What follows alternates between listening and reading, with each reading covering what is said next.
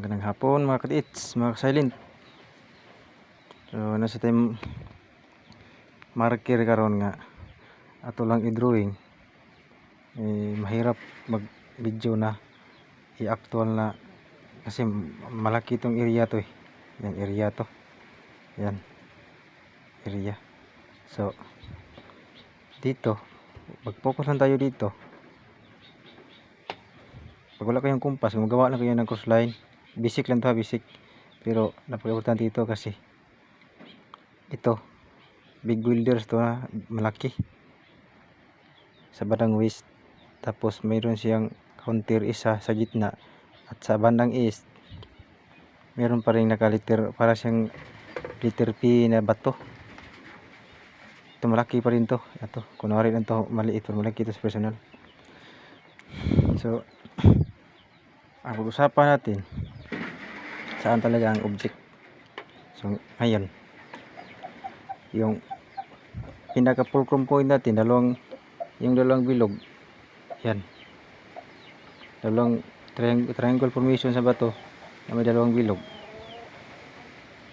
Ang isang bilog na sa ibaba, ito nagharap siya doon sa bato na parang letter P, letter C pag ganun mo, ganun. So at ito mini poles to, nasa sa gitna. Ito lupa to,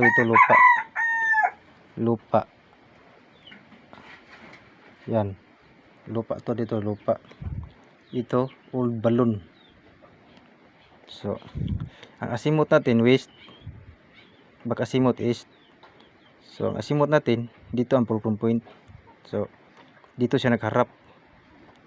So sinusukat ko yung butas na to 8 inches.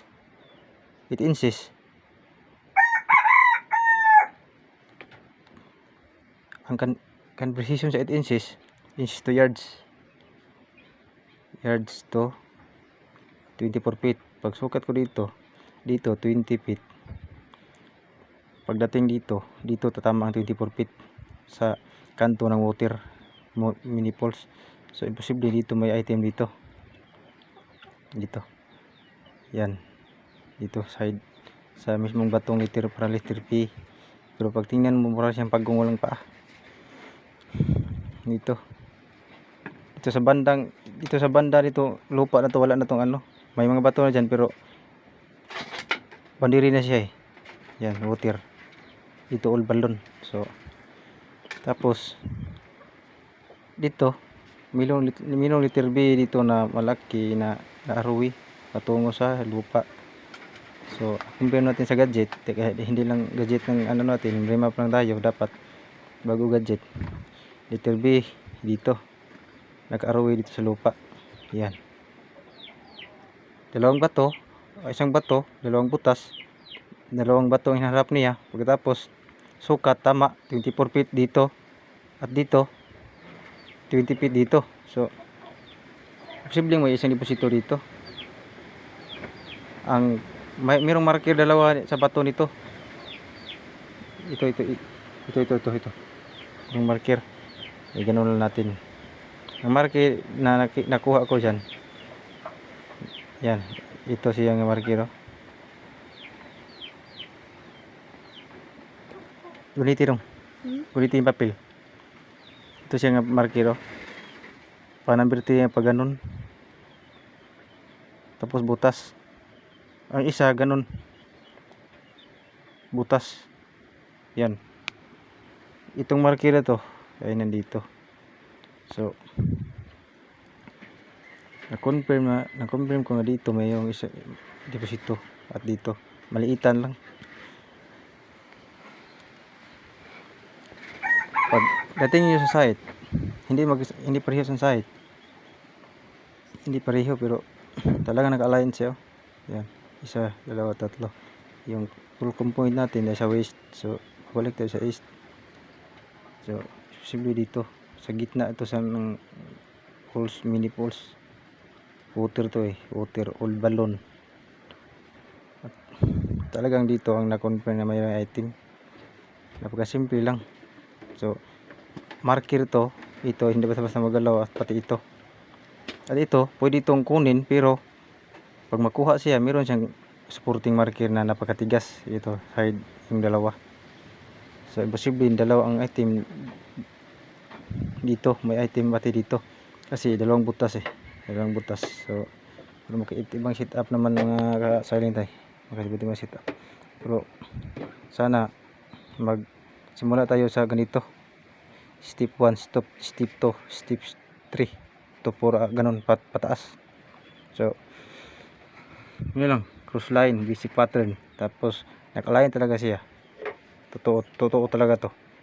Naka-align talaga siya. Ginanon ko lang to kasi mahirap ako lang mag-isa mag-remap tapos mag-video tapos mag-testing ka. Ginito ko lang. So ito mismo may big reveal sa amin na malaking letter Y na nakadalawang ilog patungo dito, pero ito post ito. So talagang nagmatch siya kasi yung mga marker nila ay doon sila kumukuha sa mga reference sa bundok, mga bundok formations at bato yan. So malaman mong preferred site at malalaman mo ang may dalawang babasihan tayo sa mga deposito, yung deposito na rush deposit tapos preferred. Yung preferred ay alam natin maraming mga marker na para lang tayong ina-abstract yung mata natin sa mga marker. Yung rush deposit kadalasan lang lumang puno, lumang puno ganon, puno luma, tapos may bato diyan. Imposible na yun ang rush deposit. Kadalasan imposible na dyan sa gitna ang item. Yung fulcrum point nila isa pur kahoy, lumang kahoy tapos bato. Imposible dyan lang item, o di baka patungo pa doon or dito lang ganon. Sample lang, pero ang preferred deposit marami kang marker nga ma-encounter. Sa marker pa lang, pag hindi ka decoder nasablay ka na sa marker. So dito lang naka-align siya 1, 2, 3. Baka simot niya, ang asimot niya fulcrum point west, baka simot niya east. Dalawang butas, triangle. Trisyosayan yun. Dalawang butas. Dalawang bato ang hinarap niya. So imposible dito, dalawang item lang dito.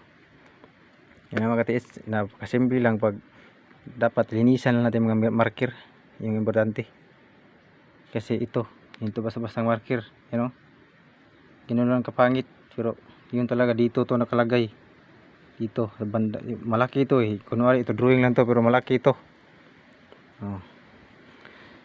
So basic pattern, cross line basic pattern.